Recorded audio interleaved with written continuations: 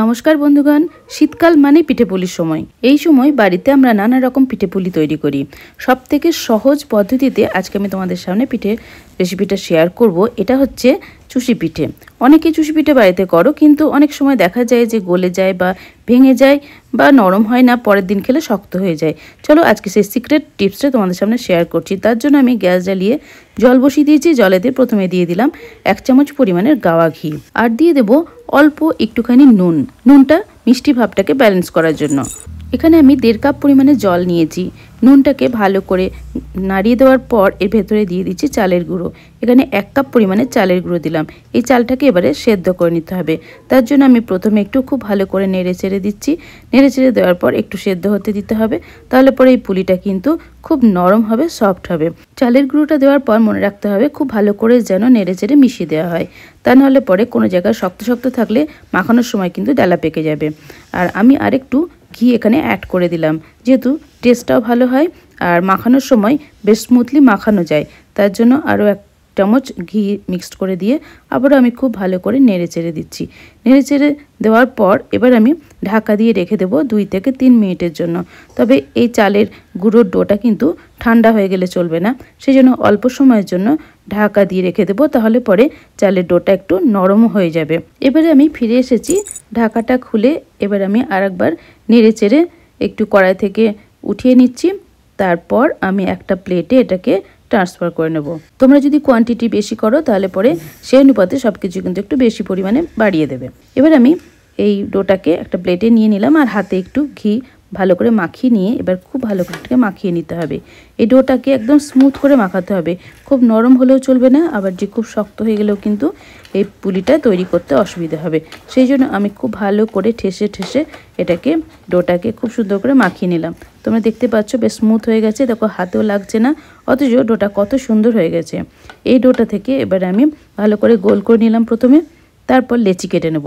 ছোট ছোট টুকরো করে 3-4টে লেচি কেটে নিয়েছি। এবারে একটা লেচির টুকরোকে নিয়ে প্রথমে গোল করে নিলাম, তারপরে এইভাবে সরু করে নিচ্ছি। তোমরা দেখেই বুঝতে পারছো কাজটা কিন্তু খুবই সোজা করা। এভাবে আস্তে আস্তে সরু করে নিলাম। যতটা পারবে সরু করে নেবে, সরু করতে করতে অনেকটা লম্বা হয়ে যাবে। এরপরে চালের গুঁড়ো ছড়িয়ে দিতে হবে। চালের গুঁড়ো ছড়িয়ে দেওয়ার পর ছোট ছোট টুকরো করে কেটে নিয়ে এইভাবে হাতের চেটোর সাহায্যে এভাবে প্রেস করে লম্বা লম্বা করে নিতে হবে। দেখো দেখতেই পাচ্ছ 2 দিকটা সুচলো হবে, মাঝখানটা একটু গোল টাইপের। দেখে বুঝতে পারছো লম্বা লম্বা এরকম শেপের বানিয়ে ফেলতে হবে। এটা কিন্তু বানানো খুবই সোজা। আমাদের ঠাকুমা দিদারাও কিন্তু এইভাবেই এই পুলিটা বানিয়ে থাকতো। তো এইভাবে বানালে পরে জিনিসটা কিন্তু পারফেক্ট হবে এবং সমান হবে। তো এইভাবে সমস্ত পুলিগুলো বানাতে বেশিক্ষণ সময় লাগবে না, মিনিট 10 সময়ের মধ্যে কিন্তু টোটাল ডোটার আমার এই পুলিগুলো তৈরি করা কমপ্লিট হয়ে যাবে। তো এগুলো এইভাবে তৈরি করে নেবে প্রথমে, আর একটু চালের গুঁড়ো ছড়িয়ে দেবে যাতে একটার সঙ্গে আর একটা পুলি না লেগে যায়। সেজন্য চালের গুঁড়ো ছড়িয়ে দিয়ে সমস্ত পুলিগুলো আমি একই প্রসেসে করে নিচ্ছি। সমস্ত পুলিগুলো আমার তৈরি করা একদম কমপ্লিট হয়ে গেছে।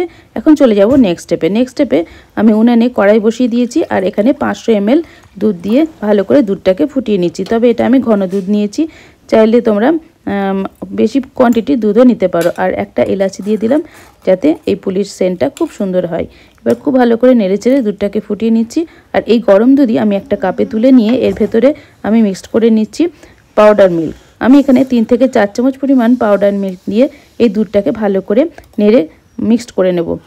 তারপর আমি দুধটা জাল দিতে বসিয়ে দিয়েছি। সেই দুধটা ফুটে গেছে, সেই দুধের মধ্যে এই পাউডার মিল্কটাও কিন্তু মিশিয়ে দেবো। ভালো করে আমি নেড়ে চেড়ে দিচ্ছি। এবারে আমি পাউডার মিল্কটা এর মধ্যে ঢেলে দিচ্ছি, কারণ খুব তাড়াতাড়ি যদি ঘন করতে চাও তাহলে তোমরা পাউডার মিল্ক দিয়ে দেবে, তাড়াতাড়ি ঘন হয়ে যাবে, আবার খেতেও কিন্তু খুবই টেস্টি হয়। এই পুলিটা করার সময় অবশ্যই কিন্তু দুধটাকে খুব ভালো করে ঘন করে নেবে, তাহলে কিন্তু দারুণ মজা লাগবে খেতে। এখন আমি দুধটা ভালো করে গরম করে নেওয়ার পর তৈরি করে রাখা পুলিগুলো এই দুধের মধ্যে দিয়ে দিচ্ছি। পুলিগুলো আস্তে আস্তে দিতে হবে যাতে ভেঙে না যায়। এই পুলিগুলো দেওয়ার পর কিন্তু আর বেশিক্ষণ নাড়া যাবে না। গ্যাসের ফ্লেমটাকে একদম কমিয়ে দিয়ে বেশ কিছুক্ষণ ফুটিয়ে নিতে হবে। তারপর উল্টে পাল্টে নেড়ে চেড়ে দিতে হবে। তো বেশ কিছুক্ষণ আমার ফুটিয়ে নেওয়া কমপ্লিট হয়ে গেছে। এখন আমি এখানে খেজুরের যে লিকুইড গুড়টা হয় সেই গুড়টাতে কিন্তু এই পুলিটা খেতে দারুণ লাগে। সেই গুড় আমি এখানে 1 কাপ পরিমাণে দিয়ে দিচ্ছি। তোমরা যদি বেশি মিষ্টি খেতে চাও সেক্ষেত্রে তোমরা 1.5 কাপ পরিমাণের গুঁড়ো দিতে পারো, বা চাইলে তোমরা এর সাথে চিনিও অ্যাড করতে পারো। আমি এখানে 1 কাপ পরিমাণের গুড় দিয়ে দিলাম। তারপরে এবার আস্তে আস্তে নেড়ে দিতে হবে। অবশ্যই খেয়াল রাখবে দুধটা কিন্তু হাই ফ্লেম যখন থাকবে তখন কিন্তু এই গুড়টা মিক্স করা যাবে না, তা নাহলে কিন্তু দুধটা কেটে যেতে পারে।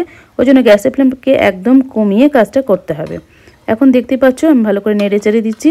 একটা পুলিও কিন্তু ফেটে যায়নি বা ভেঙে যায়নি, বা দুধটাও কিন্তু কেটে যায়নি। এবার দেখে নেব সেদ্ধটা ঠিকঠাক হয়েছে কিনা। তো দেখো খুব সুন্দর শেপ রয়েছে, সেদ্ধটাও কিন্তু খুব নরম হয়েছে, খুব সুন্দর হয়েও গেছে। তো এখন আমি গুড়টা দেওয়ার পর আর বেশিক্ষণ ফোটাইনি, অল্প কিছুক্ষণ ভালো করে নেড়ে চেড়ে দিলাম। দুধের কালারটাও বেশ চেঞ্জ হয়ে গেছে, পুলিগুলো কিন্তু খুব সুন্দর সেদ্ধ হয়ে গেছে। এখন আমি গ্যাসের ফ্লেমটাকে অফ করে দিচ্ছি। এই পুলিটা করার সময় একটা জিনিস খেয়াল রাখতে হবে, দুধটা যেন বেশি ঘন না হয়ে যায়, কারণ এই পুলিটা যখন ঠান্ডা হয়ে যাবে এই দুধটা কিন্তু অনেকটাই ঘন হয়ে যাবে। আমার এই চুষি পুলিটা একদম তৈরি করা কমপ্লিট হয়ে গেছে, আমি গ্যাস থেকে নামিয়ে দিলাম। এবার আমি গরম গরমই একটা পাত্রে পরিবেশন করে দেখাচ্ছি। তবে এই পুলিটা বেশিক্ষণ রেখে দেওয়ার পর কিন্তু অনেকটাই জমে যাবে, অনেকটা ঘন হয়ে যাবে। তবে এটা গরম গরম খেতেও যেমন ভালো লাগে, ঠান্ডা পরের দিন খেতেও কিন্তু খুবই ভালো লাগে। পরের দিন তোমরা খেলেও দেখবে এটা কিন্তু একদম এরকমই নরম তুলতুলে থাকবে। আমার এই প্রসেসে তোমরা চুষি পিঠে বানিয়ে খাও, দেখবে কতটা সুন্দর থাকবে, অনেক দিন পর্যন্ত স্টোর করে রাখতে পারবে। তো আমার ভিডিওটা ভালো লাগলে লাইক, কমেন্ট, শেয়ার, সাবস্ক্রাইব করে আমার পাশে থেকো। Tata, bye bye.